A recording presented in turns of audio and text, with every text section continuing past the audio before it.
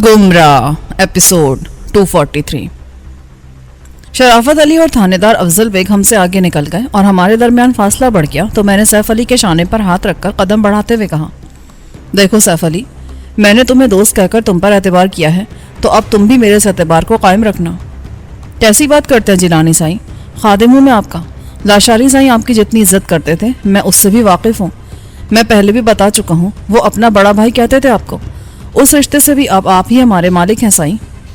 फिर भी तुमने हमला किया था मुझ पर, ऐसा करते हो तुम अपने मालिकों के साथ। अब ज़्यादा शर्मिंदा ना करें साईं, उस जलील थानेदार की बातों में आकर ये ओछी हरकत कर बैठा था मैं। अब मुझे माफ़ी दे दें। वो तो मैंने तुम्हें उसी वक्त दे दी थी। अब ये बताओ कि तुम लाशारी और आसिया के झगड़े की वजह भी जानते हो या नहीं? हाँ, लाशारी साईं ने मुझे बताया था। एक बार जेल में उनसे कुछ गुस्ताखी हो गई थी उनके खिलाफ। उस घड़ी उनका यही ख्याल था कि जेल में आने वाली दूसरी औरतों की तरह आसिया बीबी भी कोई बुरी औरत है। बस उसी गलतफहमी इन्होंने गुस्ताख बना दिया। मगर जब उन्हें मालूम हुआ कि उन्होंने आसिया बीबी के बारे में अंदाज़ा लगाने में गलती की थी तो वो बहुत नादिम हुए थे।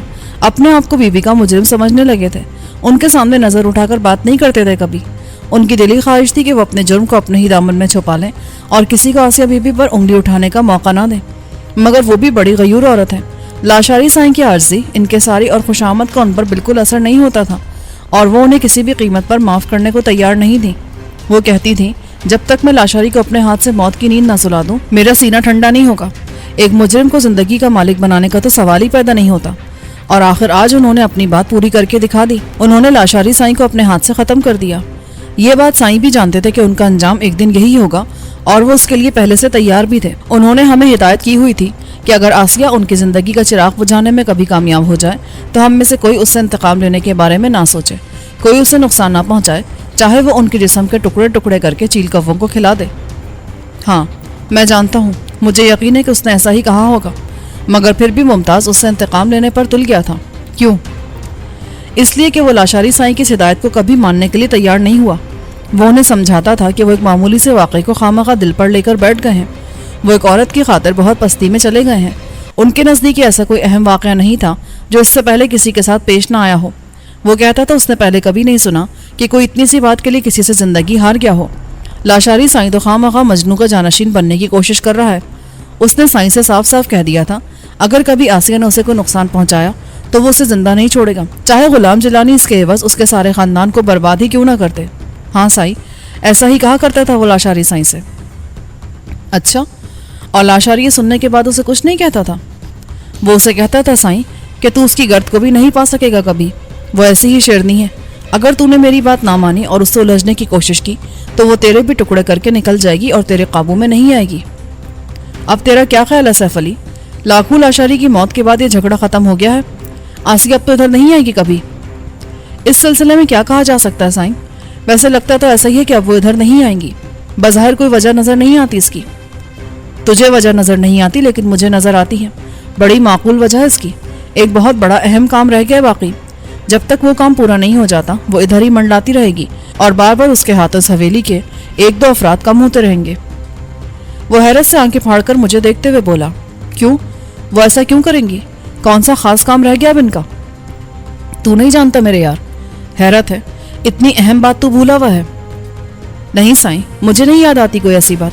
आप चाहे तो बता दे मुझे। हैरत है, तुझे वो आसिया का बच्चा याद नहीं जिसे लाखों लाशारी ने उधर शब खैर से 50,000 रुपये में हासिल किया था? ओह, वो बच्चा? हाँ, उसे ये मुमताज़ ही तो लाया था।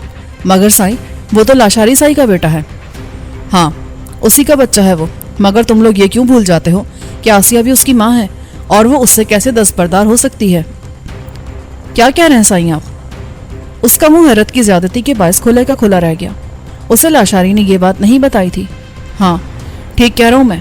ताज्जुब है तुम्हें, लाखों लाशारी ने ये बात खुद नहीं बताई?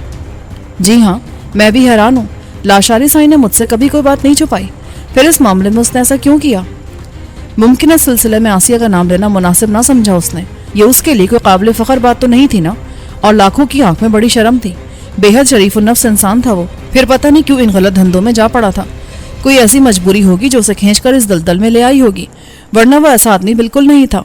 बड़ा दर्दमंद दिल रखता था अपने सीने में वो। हाँ साईं, ये मजबूरियां ही तो होती हैं जो आदमी को इंसान नहीं रहने देती। ये ना हो तो कोई इन कांटों भरे रास्तों पर कदम ही क्यों रखे। जिलानी साईं, آپ کو بھی کوئی مجبوری ہی گھیر لائی ہوگی ادھر.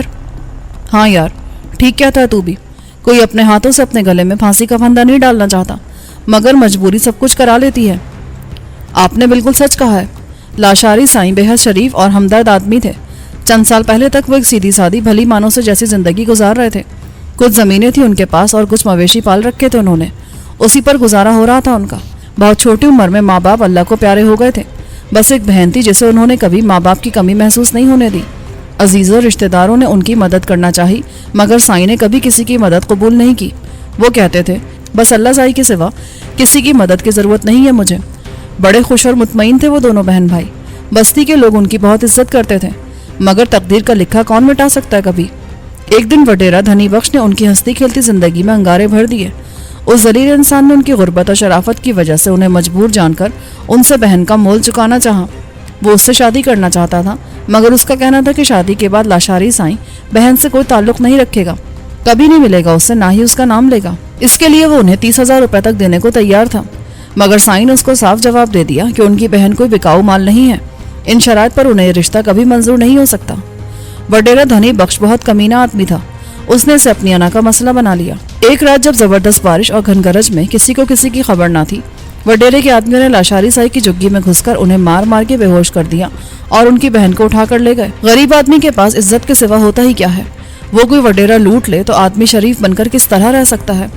لاشاری سائی نے پہلی بار وڈیرا دھنی بخش کے خلاف اپنی بہن کی خاطر بندوق اٹھائی تھی. اس کے بعد پھر ان کے ہاتھ سے بندوق چھوٹ نہ سکی کبھی. بہن کا انتقام لینے کے لیے بد کرداروں کے لیے عذاب بن کر رہ گئے تھے وہ. ہاں یار سیف علی, یہ بہن بھائی کا رشتہ ہوتا ہی کچھ ایسا ہے. بہن کے لیے آدمی جہنم میں چھلانگ لگا دیتا ہے, بغیر سوچے سمجھے طوفانوں سے ٹکرا جاتا ہے اور ایسی دلدل میں جا اترتا ہے جہاں سے باہر آنا اس کے لیے ممکن ہی نہیں رہتا. میں بھی ایک رات اپنی بہن آسیہ کے لیے زندگی لینے نکلا تھا گھر سے, پھر دوبارہ واپس جانا نصیب نہ ہو سکا. آج تک اس راہ کو تلاش کر رہا ہوں جس سے گزر کر ادھر آیا تھا. وہ لاشاری کی بہن کہاں ہے اب؟ وہ تو کہیں سکون سے بیٹھی ہوگی نا. نہیں سائی, اس شرما والی نے تو اسی رات کنویں میں کود کر جان دے دی تھی اپنی. میرے سارے بدن میں سنسنی سی دوڑ گئی, رواں رواں لرز اٹھا. چلتے چلتے قدم زمین سے چپک کر رہ گئے تھے میرے. سینے میں عجیب سی گھٹن ہونے لگی تھی اور منہ سے آواز نکالنا مشکل ہو گیا تھا. تقریباً 1 منٹ تک میں یوں ہی گمسم کھڑا رہا. پھر سیف نے مجھے آواز دے کر میرا شانہ ہلاتے ہوئے کہا, کیا بات ہے سائیں, یہ اچانک کیا ہو گیا آپ کو؟ طبیعت تو ٹھیک ہے نا آپ کی؟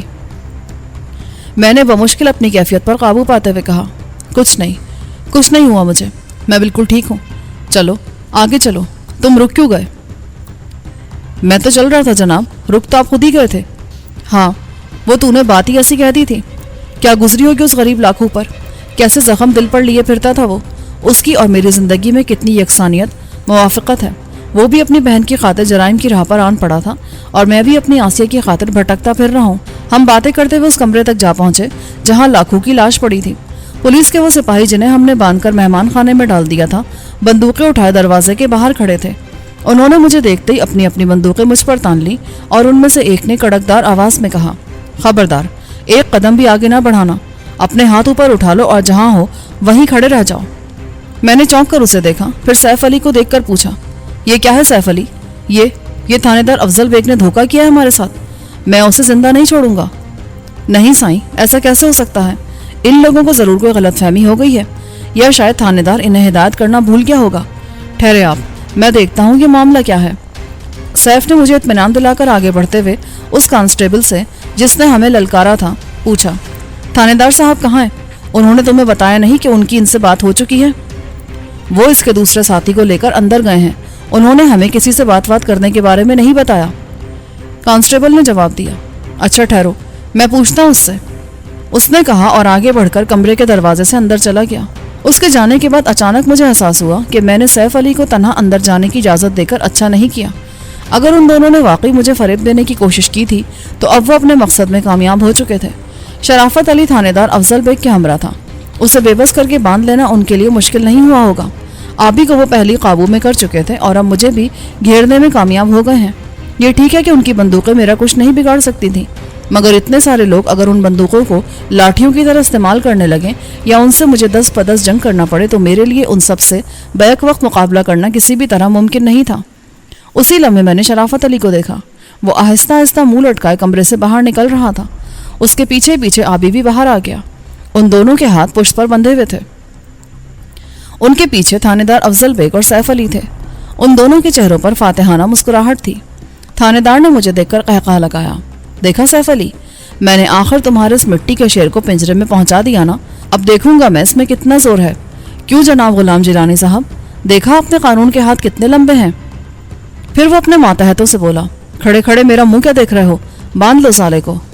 पुलिस के 4 जवान उसके हुक्म की तामील में मेरी तरफ बढ़े। मेरी जानिब अपनी बंदूकें तानकर उन्होंने ये समझ लिया था कि वो गुलाम जिलानी को बेबस करके बांध लेने में कामयाब हो चुके हैं। चुनांचे वो बेखौफ खतर मेरी तरफ बढ़े आ रहे थे। उनके सोचने समझने का ये अंदाज कुछ ऐसा गलत भी ना था। उनका अब तक का तजुर्बा उन्हें यही बताता रहा था कि जब चारों तरफ से घिर कर किसी शख्स को बंदूकों की सीध में रख लिया जाए तो वो महज मजबूर बनकर ही रह जाता है। ऐसे मौक़ों पर शेर का दिल भी सीने में लिए फिरने वाला बड़े से बड़ा सरकश और शहजोर भी गीदड़ बन जाता है। यह एतमाद ही उन्हें दम बदम मेरे नज़दीक करता जा रहा था। उनके वहमो गुमान में भी ये बात नहीं थी कि जिन आग उगलने वाली बंदूकों पर भरोसा करके वो मेरे नज़दीक आने की गलती के मुर्तकिब हो रहे हैं, वो मेरे सामने आकर अपनी सलाहियतों का मुजाहरा करने से कासिर हो जाती है। अलबत्ता वो नाक़िबत अंदेश थानेदार हथियारों की इस बेबसी का मुशाहिदा कर चुका था। अभी चंद मिनट पहले ही मुमताज़ की स्टैंड गन और सैफ अली की बंदूक को मेरे सामने गूंगे बहरों की तरह गुमसुम देख चुका था, मगर उससे उसने कोई सबक हासिल नहीं किया था। वो शायद उसे कोई वक्ती खराबी समझता रहा था अब तक। कितनी सही और सच्ची बात है ये कि आदमी की बर्बादी का वक्त करीब आ जाता है तो सबसे पहले उसकी अक्ल साथ छोड़ जाती है। उसका सही फैसले करने की सलाहियत से वो महरूम हो जाता है। यही नहीं बल्कि अच्छे मशवरे भी पसंद नहीं आते उसे। ऐसा ही हाल इस घड़ी थानेदार अफजल बेग और सैफ अली का था। वो दोनों ही मुझे अपने शिकंजे में बेदस्त पा समझकर खुश हो रहे थे। मैंने उन्हें हक़ारत से देखते हुए कहा, अफजल बेग, ये तुमने अच्छा नहीं किया अपने हक में। गुलाम जिलानी को समझने में गलती कर गए हो तुम। ये तो तुम्हें भी पता चल जाएगा कि किसने किसको समझने में गलती की थी। अफजल बेग नाम है मेरा। अच्छे अच्छों की समझ ठिकाने लगा दी है मैंने। तू चीज़ क्या है, बड़ा 30 मार खां समझता है अपने आप को। ठीक है, फिर तू ही जिम्मेदार है अपने अंजाम का। ये कहकर मैंने अपने शाने से लटकी हुई स्टैंड गन पर हाथ रख दिया। खबरदार, गन पर से हाथ हटा ले जिलानी। याद रख, जितनी देर में तू उसे शाने से उतारेगा इतनी देर में आधी दर्जन गोलियां तेरे सीने में उतर चुकी होंगी। थानेदार ने मुझे मुंतबह किया। मैंने उसकी तनबीह की परवाह किए बगैर इत्मीनान से स्टैंड गन शाने से उतारकर सीधी कर ली। मुझ पर अपनी बात का कोई असर ना देखकर थानेदार बुरी तरह बौखला कर चीखा, देखते क्या हो कमबख्तों, मार दो जान से साले को, देख लूंगा मैं। उसके मातहतों ने उसका हुक्म मिलने से पहले ही मुझ पर गोलियां दागने के लिए अपनी अपनी बंदूकों से जोर आजमाई शुरू कर दी थी, मगर उनमें से किसी की बंदूक भी गोली उगलने पर आमादा नहीं हो रही थी। वो बार बार कोशिश करते मगर किसी की बंदूक से कोई आवाज़ नहीं निकल सकी। मैंने थानेदार के पैरों का निशाना लेकर गोली चला दी, जो उसकी पिंडली को उधेड़ती हुई निकल गई। वो लड़खड़ाकर नीचे गिरा तो उसके मातहत अपनी अपनी बंदूकों को लाठियों की तरह उठाकर मेरी तरफ लपके। मैंने उनकी टांगों पर ताबड़तोड़ गोलियां बरसानी शुरू कर दी। 3-4 नीचे गिरे तो बाकी एकदम पलट कर भागे और कमरे में घुसकर दरवाज़ा बंद करने की कोशिश करने लगे, मगर दरवाजे के बीचों बीच थानेदार दोनों हाथों से अपनी जख्मी टांग थामे तड़प तड़प कर करहा रहा था। आबी ने उन लोगों की हालत देखकर जोरदार कहकहा लगाया और हक़ारत से उनकी तरफ थूक कर बोला, भाग गए साले बुज़दिल, निकल गई सारी फूफा सालों की। मैंने आबी की तरफ देखकर कहा, क्यों खून जलाता है अपना, लानत भेजन कमीनों पर, इधर आ मेरे पास, ये जकड़बंद खोल दूं मैं तेरे। सालों ने डंगर समझ लिया था क्या तुम दोनों को। आबी और शराफत अली दोनों के हाथ पीछे करके एक ही रस्सी से बांध रखे थे उन्होंने। वो दोनों मेरे करीब आ गए। मैंने उन्हें आज़ाद करके कहा, अब जल्दी से निकल चलो यहाँ से, फिर कोई नई उफ्ताद ना आन घेरे हमें, इनका कोई भरोसा नहीं है। जितनी देर में मैंने आबी और शराफत अली को बंदिशों से आज़ाद किया था, वो लोग वक्त से फ़ायदा उठाकर जख्मी अफजल बेग को कमरे में खींचकर दरवाज़ा बंद कर चुके थे। आबी ने तेज़ी से आगे बढ़कर बाहर से दरवाजे की कुंडी चढ़ाई और बोला, चल यार निकल चल यहाँ से, इन जलीलों को बंद कर दिया मैंने, जब तक ये बाहर निकलेंगे हम यहाँ से बहुत दूर निकल चुके होंगे। हम तीनों भागते हुए बाहर निकले और हवेली का चक्कर काटकर शराफत अली की कार तक जा पहुंचे। मैंने फौरन ड्राइविंग सीट संभालकर कार स्टार्ट कर दी। चाबी उसके इग्निशन में मौजूद थी। शायद शराफत अली ने यहाँ आकर कार को स्टार्ट करने की कोशिश की थी, मगर उन लोगों ने गोलियां बरसाकर उसे ऐसा करने से रोक दिया था, जिसकी वजह से वो कार से निकलकर उसकी आड़ में मोर्चा बंद हो गया था। आबी और शराफत अली की अकबी सीट पर पहुंचते ही मैंने कार रिवर्स करके बाहर की तरफ दौड़ा दी। गिरे हुए दरवाजे के ऊपर से गुजरकर बाहर निकलने के बाद मैंने कार को उसी तरफ मोड़ दिया जिधर आसिया गई थी। कच्ची सड़क पर कार को दौड़ाते हुए मैंने शराफत अली से पूछा, तुम हमें लाकू लाशारी के कमरे में छोड़कर कहाँ गायब हो गए थे शराफत अली? ये सवाल मैंने उससे इसलिए किया था कि मेरा ख्याल था वो इस खतरनाक सूरत हाल में हमें छोड़कर फरार होना चाहता था। वो मेरे सवाल का मतलब समझ गया। तुम गलत समझ रहे हो जिलानी, मेरा इरादा तुम्हें छोड़कर भागने का नहीं था। आसिया के लाखों को हलाक कर देने के बाद मैं बाहर इसलिए निकल गया था कि अब हमें फौरी तौर पर हवेली से निकलना होगा। ये तो मुझे उम्मीद थी कि अंदर जो भी हालात पेश आएंगे तुम लोग उनसे बखूबी निमट लोगे। चनाचे मैं चाहता था हवेली से निकलने के लिए कार स्टार्ट करके तैयार रखूं, ताकि अगर तुम लोग लाशारी के आदमियों से मुकाबला करते हुए बाहर आओ तो तुम्हें एक लम्हे के लिए भी वहां ना रुकना पड़े। ऐसे मौक़ों पर एक एक लम्हा कीमती होता है। आबी जल्दी से बोला, ये तो तूने बिल्कुल ठीक काम किया था, तुझे तो बड़ा तजुर्बा मालूम होता है यार ऐसे कामों का। अपनी जिंदगी भी इन्हीं हंगामों में गुजर रही है मेरे यार, मैं कोई शरीफ आदमी तो हूं नहीं। शराफत अली बोला, हालांकि शक्ल से बिल्कुल ऐसा लगता है जैसे अभी अभी वाज खत्म करके चला आ रहा है बस तू किसी मस्जिद से। आबी ने मुस्कुराते हुए कहा। शराफत अली उसकी बात पर हंस पड़ा। मैंने कहा, तुझे गलतफहमी हो जाती इसकी मासूम सूरत देखकर। हकीकत यह है जिसे तू पाकिज़गी समझ रहा है वो इसके नाम का असर है जो अक्सर नजर आता रहता है इसके चेहरे पर। कोई यूं ही तो शराफत अली नाम नहीं रख दिया गया ना इसका।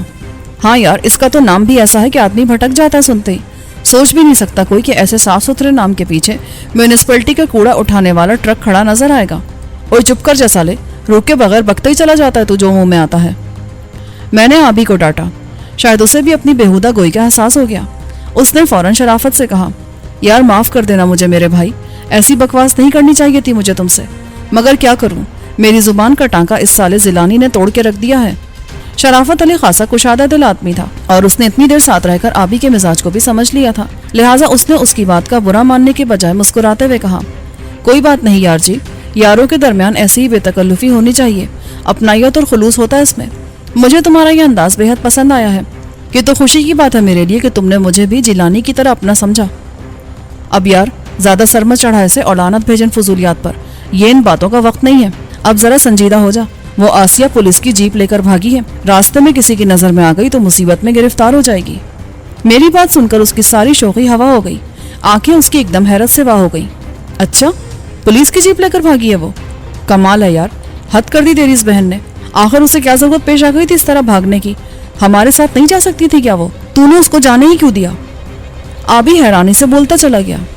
ये तो मेरी भी समझ में नहीं आया, आखिर उसे ऐसा करने की जरूरत क्यों महसूस हुई? आखिर हम उसे उन लोगों के रहमो करम पर छोड़कर तो नहीं चले जाते, उसी की खातिर तो दौड़े चले आए थे हम वहां, वरना हमें जरूरत ही क्या थी यूं आने की? मैंने जवाब दिया, शायद उसने ये सोचा होगा कि हम लोगों का लाशारी की हवेली से बचकर निकल आना मुमकिन नहीं है। अपने चारों तरफ खतरात को देखकर वो अपनी जान बचाकर निकल गई। शराफत अली ने कहा, नहीं यार, इस तरह ना सोच उसके बारे में, ऐसी मौका परस बंदी नहीं है वो, तू नहीं जानता उसे भाई। जिलानी की बहन किसी भी तरह जिलानी से कम नहीं है, शेरनी है शेरनी, बिल्कुल उसी तरह झपटती है दुश्मन पर। आबी जल्दी से बोला। मैंने कहा, आबी एक बात समझ में नहीं आ रही मेरी। ओ हाँ, बिल्कुल यही बात हो सकती है। क्या बात समझ में नहीं आ रही तेरी? किस बात का जिक्र कर रहा है तू? जरा साफ साफ बात कर। एक तो तू मॉम में बहुत हल कराता है मुझसे, ये बहुत बुरी आदत पड़ गई है तुझे। आबी ने झंझलाते हुए कहा, ओ यार अपना दिमाग ठंडा रख, जरा तहम्मुल से मेरी बात सुन। हम में से किसी ने भी गौर नहीं किया इस पर, हालांकि लाखों लाशारी की हवेली में अच्छा खासा वक्त गुजार कर आए हम, और हंगामा भी खूब हुआ है वहाँ। वो तो हुआ ही है, हम में से कौन नहीं जानता ये बात, फिर इसमें गौर करने वाली क्या बात है? आबी यार पूरी बात तो सुन लिया कर, पहले से बकवास शुरू कर देता है। अच्छा अच्छा, बक नहीं ज्यादा, बता क्या कह रहा था तू? कौन सी बात गौर तलब है तेरी? वो बात यह है कि सारे वक्त में कोई ऐसी अलामत नजर नहीं आई वहां जिससे ये जाहिर होता कि उस हवेली में कहीं कोई बच्चा भी मौजूद है। हालांकि अगर वहां बच्चा होता तो इतने हंगामे के बाद खामोश नहीं रहता, रो रो के पूरी हवेली सर पर उठा ली होती उसने। ले भाई शराफत अली, अब तू देख ले खुद ही, पागल तो ये मुझे साबित करने की कोशिश कर रहा था, हालांकि दिमाग खुद इसका उल्टा घूम रहा है। अच्छी खासी आसिया के बारे में बात करते करते ये बच्चा। आबी बोलते बोलते अचानक यूं खामोश हो गया जैसे उसे कोई भूली हुई बात एकदम याद आ गई हो। हाँ हाँ बकना, अब चुप क्यों हो गया? पागल हो गया हूं ना मैं, यही कहना चाह रहा है ना तू? मैंने तलखी से कहा। ओ जिलानी, कहीं तू आसिया के बच्चे की तो बात नहीं कर रहा? आबी ने मेरे लहजे की तलखी को नजरअंदाज करके पूछा। तो और क्या, तेरी उस हीरोइन अलमास के किसी गुमशुदा बच्चे की बात कर रहा था मैं, जो तू यूं भड़क उठा था अचानक? उस गलीज शय का नाम न ले मेरे सामने। उस साली सफेद पाउडर की हरजाई पुड़िया को कहाँ से घसीट लाया तू दरमियान में? वो बच्चा मेरे जहन में नहीं था इस घड़ी, बिल्कुल ही भूल बैठा था मैं उसे। ये ठीक कह रहा तू, जरा भी गुमान नहीं हुआ था वहां उसका, वो बच्चा उस हवेली में नहीं है शायद। मेरा भी यही ख्याल है। अब सवाल ये पैदा होता है कि बच्चा अगर हवेली में नहीं है तो फिर कहाँ है? ये तो वाकई सोचने की बात है। اس کا سراغ تو ضرور لگانا چاہیے ہمیں. جب تک بچہ نہیں ملے گا آسکیا اس حویلی کی جان نہیں چھوڑے گی. وہ بار بار جاتی رہے گی وہاں. یہ تو بڑی تشویشناک بات ہے یار. پھر کیا خیال ہے اب تیرا؟ کیا ہم واپس چلیں حویلی کی طرف؟ اس بچے کو تو ہمیں حاصل کرنا ہی ہے کسی نہ کسی طرح. مگر حویلی جا کر یہ کیسے معلوم ہو سکے گا کہ بچہ حویلی میں نہیں ہے؟ تو پھر کہاں رکھا گیا ہے؟ آبی نے پوچھا. پہلے تو ہم اسے حویلی میں ہی تلاش کریں گے. وہاں نہیں ملا تو پھر ممتاز یا سیف علی سے معلوم کریں گے. انہیں ضرور پتا ہوگا کہ بچہ کہاں رکھا ہوا لاکھو لاشاری نے. ان سے یہ بات معلوم ہو سکتی ہے. میں نے کہا معلوم تو ہوگا انہیں، مگر کیا وہ تیرے پوچھنے پر آسانی سے بتا دیں گے اس کے بارے میں؟ آبی نے پھر سوال کیا. میں نے گاڑی کی رفتار کم کر کے اس کو روکتے ہوئے پوچھا. کیوں نہیں بتائیں گے وہ؟ اب انہیں کیا دلچسپی رہ گئی ہے بچے سے؟ انہیں اس بچے سے کوئی دلچسپی ہو یا نہ ہو، مگر وہ ہمیں اس کے بارے میں کچھ بتائیں گے نہیں. انہیں آخر کیا ہمدردی ہے ہم سے؟ اگر وہ یوں نہیں بتائیں گے تو ہم انہیں بتانے پر مجبور کر دیں گے. اور یہ تو کیا بکواس کرنے لگا ہے؟ کیا جانتا نہیں ہے تو؟ ہم نے مردوں کو بولنے پر مجبور کر دیا ہے. ان کی حیثیت ہی کیا ہے؟ وہ سیف علی تو منٹوں میں فرفر بولتا نظر آئے گا. وہ سب تو ٹھیک کہہ رہے ہو جیلانی، مگر یہ بات پورے یقین سے نہیں کہہ سکتے کہ وہ لوگ اب تک اسی کمرے میں بند ہوں گے جس طرح ہم انہیں بند کر کے آئے تھے. اب واپسی پر کیا حالات پیش آئیں گے، ان کے بارے میں کیا کہا جا سکتا ہے؟ یہ توقع تو نہیں کی جا سکتی ان سے کہ وہ اس بار بھی ہمارے قابو میں آ جائیں. شرافت علی نے خدشے کا اظہار کیا. وہ وہاں بند نہیں ہوں گے تو کہاں چلے گئے ہوں گے بھائی جی؟ کیا اس کمرے سے نکلنے کا کوئی اور بھی راستہ ہے تمہاری نظر میں جس سے وہ باہر جا سکتے ہیں؟ آبی نے کہا.